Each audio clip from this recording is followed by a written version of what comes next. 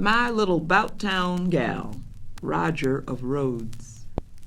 My little Bout town gal has gone Bout town with powder and blue dye on her pale lids, and on her lips dye sits quite carminly. I'm scarcely healthy-hearted or human. What can I teach my cheated woman? My Tandaleo, my black blonde, will not be homing soon. None shall secure her, save the light, the detective fingers of the moon. The Bean Eaters. They eat beans mostly, this old yellow pair. Dinner is a casual affair. Plain chipware on a plain and creaking wood. Tin flatware. Two who are mostly good. Two who have lived their day, but keep on putting on their clothes and putting things away. And remembering with twinklings and twinges as they lean over the beans in their rented back room that is full of beads and receipts and dolls and cloths, tobacco crumbs, vases, and fringes. Oh, Mary, my last defense is the present tense. It little hurts me now to know I shall not go cathedral hunting in Spain, nor cherrying in Michigan or Maine. The lovers of the poor arrive. The ladies from the Ladies' Betterment League arrive in the afternoon, the late light slanting in diluted gold bars across the boulevard brag of proud, seamed faces, with mercy and murder hinting here, there, interrupting, all deep and debonair, the pink paint on the innocence of fear. Walk in a gingerly manner up the hall, cutting with knives served by their softest care, served by their love, so barbarously fair, whose mothers taught, you'd better not be cruel, you had better not throw stones upon the wrens. Herein they kiss and coddle and assault anew and dearly, in the innocence with which they baffle nature, who are full, sleek, tender-clad, fit 50-ish, aglow, all sweetly abortive, hinting at fat fruit, judge it high time that 50-ish fingers felt beneath the lovelier plains of enterprise, to resurrect, to moisten with milky chill, to be a random hitching post or plush, to be, for wet eyes, random and handy hem. Their guild is giving money to the poor, the worthy poor, the very, very worthy and beautiful poor, perhaps just not too swarthy, perhaps just not too dirty, nor too dim, nor passionate. In truth, what they could wish is something less than derelict or dull, not staunch enough to stab, though, gaze for gaze. God shield them sharply from the beggar bold, the noxious needy ones whose battles bald, none the less for being voiceless, hits one down. But it's also bad and entirely too much for them. The stench, the urine, cabbage, and dead beans, dead porridges of assorted dusty grains, the old smoke, heavy diapers, and they're told something called chitterlings, the darkness, drawn darkness or dirty light, the soil that stirs, the soil that looks the soil of centuries, and for that matter the general oldness, old wood, old marble, old tile, old. Not home kind oldness, not Lake Forest, Glencoe. Nothing is sturdy, nothing is majestic. There is no quiet drama, no rubbed glaze, no unkillable infirmity of such a tasteful turn as lately they have left Glencoe, Lake Forest, and to which their cars must presently restore them, when they're done with dullards and distortions of this fistic patience of the poor and put upon. They've never seen such a make-do-ness as newspaper rugs before. In this flat, their hostess is gathering up the oozed, the rich rugs of the morning, tattered, the bespattered, ready to spread clean rugs for afternoon. Here is a scene for you. The ladies look in horror behind a substantial citizeness whose trains clank out across her swollen heart, who, arms akimbo, almost fills a door. All tumbling children, quilts dragged to the floor and tortured thereover, potato peelings, soft-eyed kitten, hunched up, haggard, to be hurt. Their league is allotting largesse to the lost, but to put their pretty money, to put their money collected from delicate rose fingers, tipped with their 100 flawless rose nails, seems. They own Spode, Lowestoft, candelabra, mantles and hostess gowns, and sunburst clocks, turtle soup, Chippendale, red satin hangings, Aubusons and Hattie Carnegie.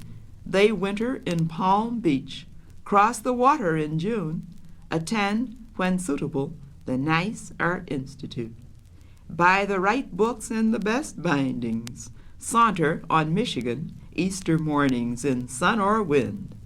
Oh, squalor, this sick 4-story hulk, this fiber with fissures everywhere. Why, what are bringings of loath love largesse? What shall peril hunger so old? What shall flatter the desolate? Tin can, blocked fire escape and chitterling and swaggering seeking youth, and the puzzled wreckage of the middle passage, and urine and stale shames, and again the porridges of the underslung, and children. Heavens! That was a rat, surely, off there in the shadows, long and long-tailed, gray. The ladies from the Ladies' Betterment League agree it will be better to achieve the outer air that rights and steadies, to hie to a house that does not holler, to ring bells else time, better presently to cater to no more possibilities, to get away. Perhaps the money can be posted. Perhaps they too may choose another slum, some serious, sooty, half-unhappy home, where loath love likelier may be invested. Keeping their scented bodies in the center of the hall, as they walk down the hysterical hall, they allow their lovely skirts to graze no wall, are off at what they manage of a canter, and resuming all the clues of what they were, try to avoid inhaling the laden air. A man of the middle class.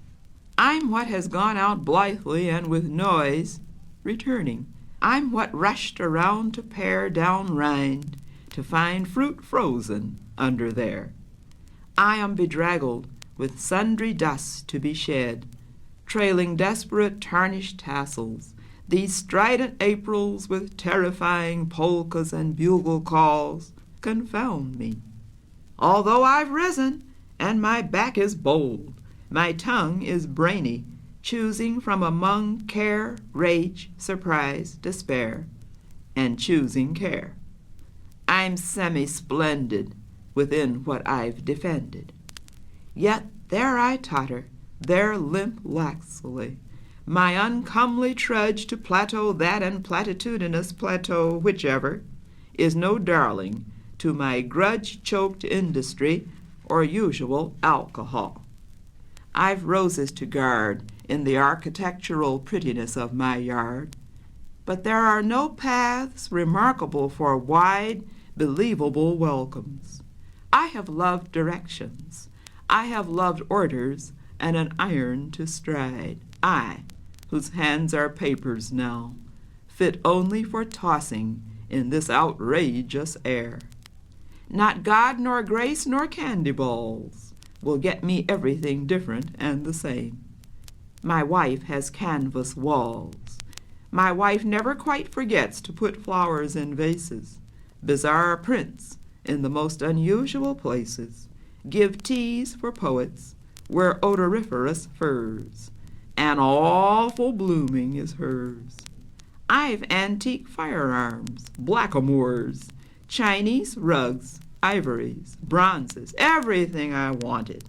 But have I answers? Oh, methinks I've answers such as have the executives I copied long ago, the ones who, forfeiting Vic Sav, prayer book, and mother, shot themselves last Sunday, all forsaking all that was theirs but for their money's taking.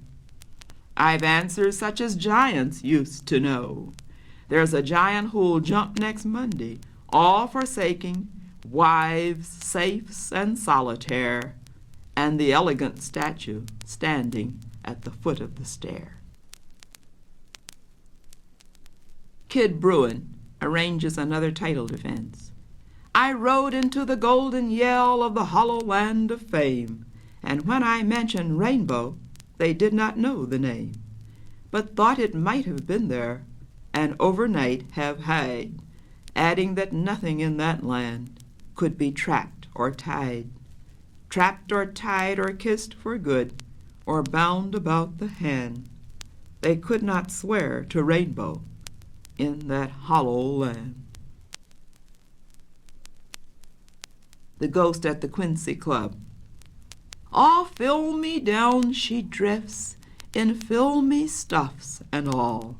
Some gentle Gentile girl wafts down our Quincy hall. This was a mansion once, with polished panels and all, where velvet voices lessened, stopped, and rose, rise raucous howdies, and a curse comes pure. Yea, it comes pure and challenges again all ghost heirs, graces, all daughters of gentlemen, moth-soft, off-sweet, demure. Where tea and father were, each clear and lemony, our dark folk drinking beer. Garbageman, the man with the orderly mind.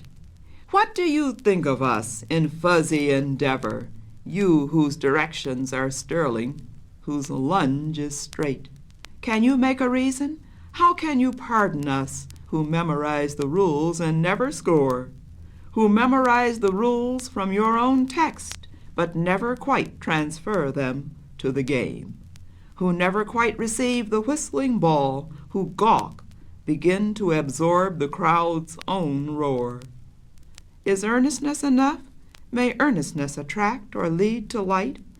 Is light enough if hands in clumsy frenzy, flimsy whimsicality enlist? Is light enough when this bewilderment, crying against the dark, shuts down the shades? Dilute confusion, find and explode our mist. Weaponed woman. Well, life has been a baffled vehicle and baffling, but she fights and has fought according to her lights and the lenience of her whirling place. She fights with semi-folded arms, her strong bag, and the stiff frost of her face that challenges when and if, and altogether she does rather well. Riot. A riot is the language of the unheard, Martin Luther King.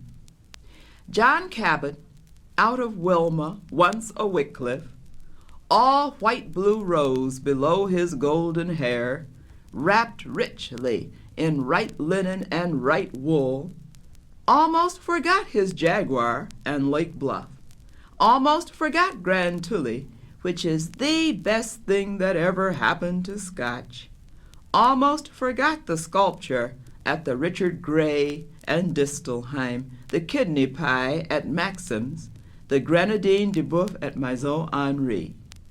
because the Negroes were coming down the street, because the poor were sweaty and unpretty, not like two dainty Negroes in Winnetka, and they were coming toward him in rough ranks, in seas, in windsweep. They were black and loud, and not detainable, and not discreet. Gross, gross, que tu grossier, John Cabot itched instantly beneath the nourished white that told his story of glory to the world. Don't let it touch me, the blackness. Lord, he whispered to any handy angel in the sky. But in a thrilling announcement, on it drove and breathed on him and touched him. In that breath, the fume of pigfoot, chitterling, and cheap chili, malign, mocked John. And in terrific touch, old averted doubt jerked forward decently, cried, Cabot, John, you are a desperate man, and the desperate die expensively today. John Cabot went down in the smoke and fire and broken glass and blood, and he cried, Lord, forgive these niggers that know not what they do. Gang girls, a rangerette. Gang girls are sweet exotics. Mary Ann uses the nutrients of her Orient, but sometimes sighs for cities of blue and jewel beyond her ranger rim of Cottage Grove. Bowery boys, disciples, whipbirds, will dissolve no margins, stop no savory sanctities. Mary is a rose in a whiskey glass. Mary's Februaries shudder and are gone. April's fret frankly. Lilac hurries on. Summer is a hard, irregular ridge. October looks away. And that's the year, save for her bugle love, save for the bleat of not obese devotion, save for somebody terribly dying under the philanthropy of robins, save for her ranger bringing an amount of rainbow in a string-drawn bag. Where did you get the diamond? Do not ask, but swallow straight the spirals of his flask and assist him at your zipper, pet his lips and help him clutch you. Love's another departure. Will there be any arrivals, confirmations? Will there be gleaning? Mary, the shake dancer's child from the rooming flat, pants carefully, peers at her laboring lover. Mary, Mary Ann. Settle for sandwiches, settle for stocking caps, for sudden blood, aborted carnival, the props and niceties of non-loneliness, the rhymes of leaning. The wall. A drum, drum, drum, humbly we come.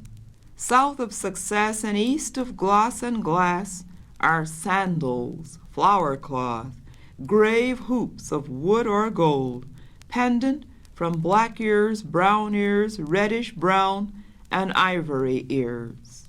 Black boymen on roofs, fist out black power. Val, a little black stampede in African images of brass and flower swirl, fists out black power, tightens pretty eyes, leans back on mother country and is tracked, is treatise through her perfect and tight teeth. Women in wool hair chant their poetry. Phil Coran gives us messages and music made of developed bone and polished and honed cult. It is the hour of tribe and of vibration, the day-long hour. It is the hour of ringing rouse, of ferment festival. On 43rd and Langley, black furnaces resent ancient legislatures of ploy and scruple and practical gelatin. They keep the fever in. fondle the fever. All worship the wall. I mount the rattling wood. Walter says, she is good, says she, our sister is. In front of me, hundreds of faces, red, brown, black, ivory, yield me hot trust, their yea and their announcement that they are ready to rile the high-flung ground. Behind me, paint, heroes. No child has defiled the heroes of this wall, this serious appointment, this still wing, this scald, this flute, this heavy light, this hinge. An emphasis is paroled. The old decapitations are revised, the dispossessions beakless, and we sing. The sermon on the Warpland. The fact that we are black is our ultimate reality, said Ron Karenga. And several strengths from drowsiness campaigned, but spoke in single sermon on the Warpland, and went about the Warpland saying, no, my people, black and black, revile the river. Say that the river turns, and turn the river. Say that our something in double pod contains seeds for the coming hell and health together. Prepare to meet, sisters, brothers, the brash and terrible weather, the pains, the bruising, the collapse of bestials, idols, but then, oh then, the stuffing of the hulls, the seasoning of the perilously sweet, the health, the heralding of the clear obscure. Build now your church, my brothers, sisters. Build never with brick nor corten, nor with granite. Build with lithe love, with love like lion eyes, with love like morning rise, with love like black, our black, luminously indiscreet, complete, continuous. The children of the poor. People who have no children can be hard, attain a mail of ice and insolence, need not pause in the fire, and in no sense hesitate in the hurricane to guard. And when wide world is bitten and bewarred, they perish purely, waving their spirits hence without a trace of grace or of offense, to laugh or fail, diffident, wonder-starred. While through a throttling dark we others hear the little lifting helplessness, the queer whimper whine, whose unridiculous lost softness softly makes a trap for us, and makes a curse, and makes a sugar of the malocclusions, the inconditions of love. What shall I give my children who are poor, who are adjudged the least wise of the land, who are my sweetest lepers, who demand no velvet and no velvety velour, but who have begged me for a brisk contour, crying that they are quasi, contraband because unfinished, graven by a hand less than angelic, admirable or sure. My hand is stuffed with mode, design, device, but I lack access to my proper stone, and plenitude of plan shall not suffice, nor grief nor love shall be enough alone to ratify my little halves, who bear across an autumn freezing everywhere. And shall I prime my children pray to pray? Mites come invade most frugal vestibules, spectered with crusts of penitence renewals, and all hysterics arrogant for a day. Instruct yourselves, here is no devil to pay. Children, confine your lights in jellied rules, resemble graves, be metaphysical mules. Learn, Lord, will not distort nor leave the fray. Behind the scurryings of your neat motif, I shall wait, if you wish. Revise the psalm, if that should frighten you. Sew up belief, if that should tear. Turn, singularly calm, at forehead and at fingers rather wise, holding the bandage ready for your eyes. First fight, then fiddle. Ply the slipping string with feathery sorcery, muzzle the note with hurting love, the music that they wrote bewitch, bewilder, qualify to sing threadwise, devise no salt, no hempen thing for the dear instrument to bear, devote the bow to silks and honey, be remote a while from malice and from murdering. But first to arms, to armor, carry hate in front of you and harmony behind.